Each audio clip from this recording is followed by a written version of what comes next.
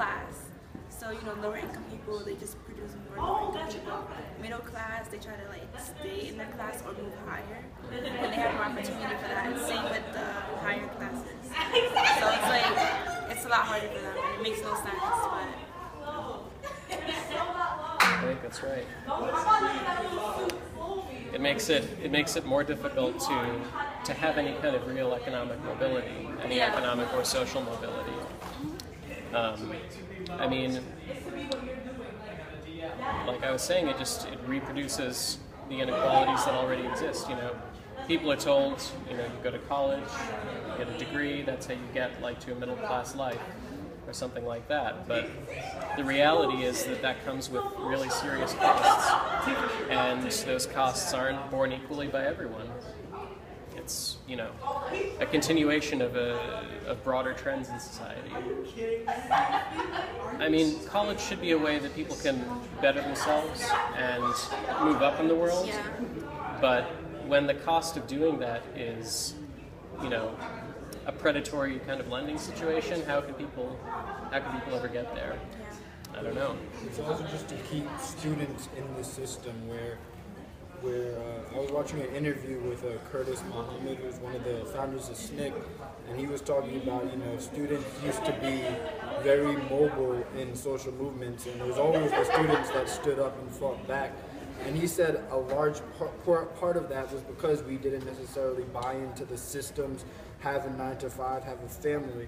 So now that we see college debt becoming a bigger and bigger issue, is to plug students in younger and younger and younger in order for them not to be inspired to organize, because then education isn't being used as a tool for liberation or a tool for social activism and becoming more aware. It just becomes another thing that helps commodify people. And because you go to work, you go to school in order to get a job, in order to make money to pay back that debt. So it's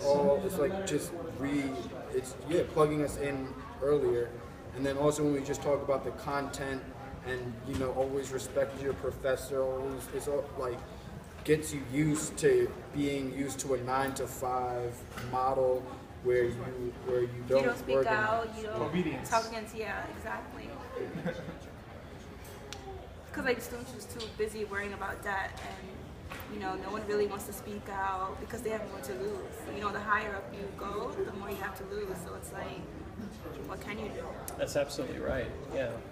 Most of my students like work part-time or full-time and try and take no less than 5 classes. I was reading an article about how, like, it used to be that you know, a summer job could pay for most of your college, and now they're saying you have to work like 28 hours a day, which is obviously impossible, in order to be able to pay the average like college debt, like college tuition. Yeah. So it's like it's impossible now for like jobs that used to go mostly to students to be able to pay college tuition.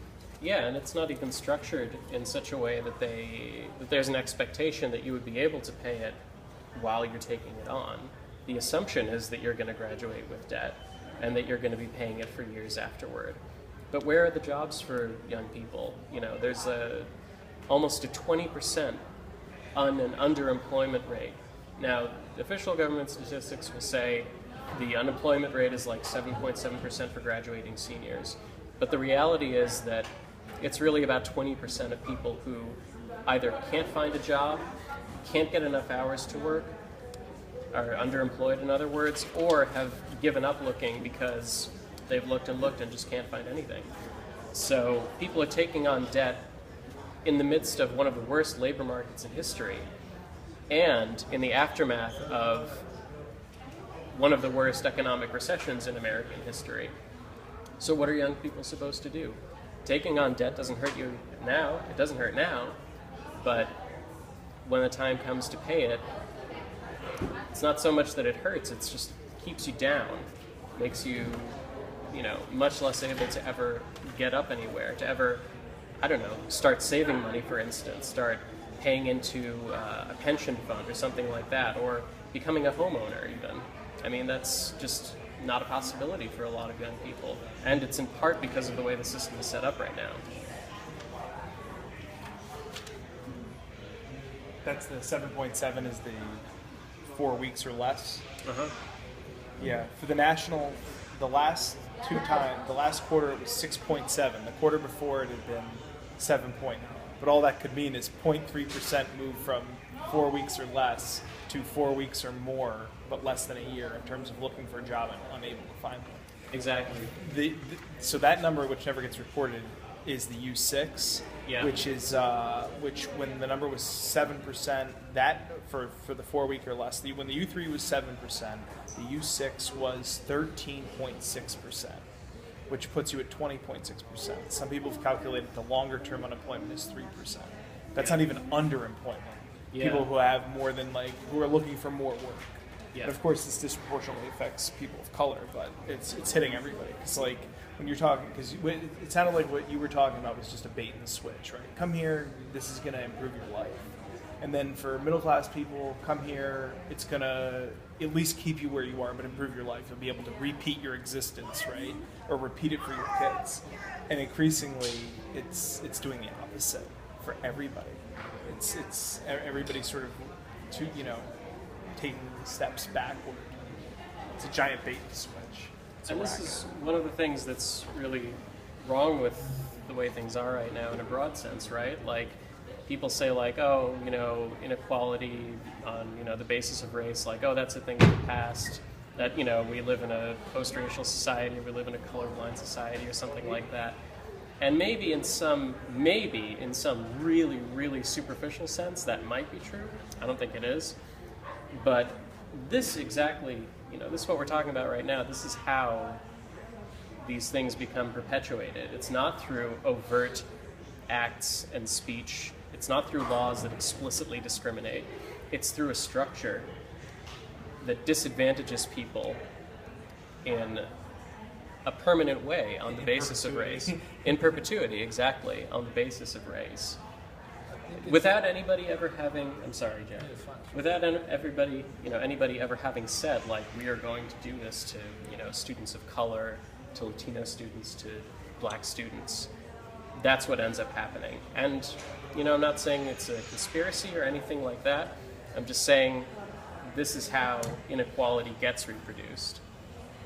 What were you going to say, Joe? Yeah, I just think it's, when we talk about the new racism, though, we always say it's like hidden or it's institutionalized, but I think it's pretty overt. All you have to do is look at the numbers. Yeah. I mean, across, if you want to look at predatory lending, look across the board, you'll see racism there. You want to look at,